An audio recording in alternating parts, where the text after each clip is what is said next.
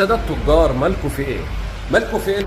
عمره بيدافع عنكم والله العظيم، ويجي حد الناس تقعد تقول التجار هم سبب الغلاء وهم سبب مش عارف ايه، واقول لا يا جدعان ده التاجر ده والله العظيم بيلاقي اي مكسب في العربيه بيبيع وبيشتغل وبيعمل. ايه اللي انا بشوفه منكم دلوقتي ده؟ ليه اكون بجيب عربيه تويوتا فورتشنر 4000 سي سي ال 25 السبورت اعلى فئه، العربيه ب 3 مليون 900 سعرها الرسمي، بتتباع في السوق كله ب 3850.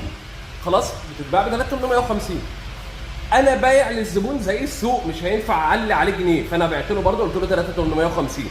اجي اكلم الساده التجار اللي معاهم العربيه، او عندك عندي بكام؟ ب 3850. طيب هتسيب لي منها 10000 بس عشان انا هبعت لك ونش يجيب العربيه، الونش ده ب 6000 لوحده وهيبقى فيها 4000. كلام فاضي، كلام فاضي في حاجه ب 4 مليون جنيه. تيجي تقول لي مزنوقه وما فيهاش مش عارف حاجات بسيطه، مش عارف تشيل 10000 جنيه من 4 مليون جنيه.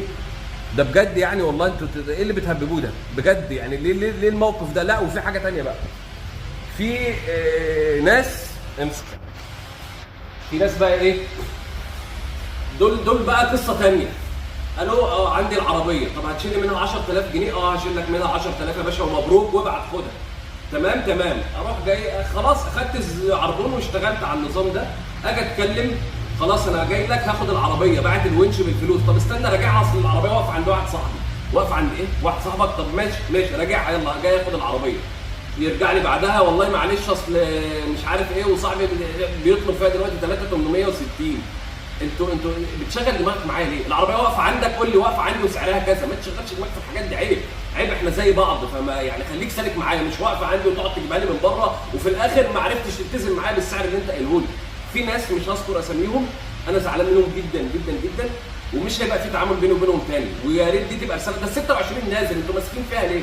عربيه ب 3 مليون ب 4 مليون ماسكين في 10000 جنيه. ده حاجه غريبه والله العظيم. ايه في يعني؟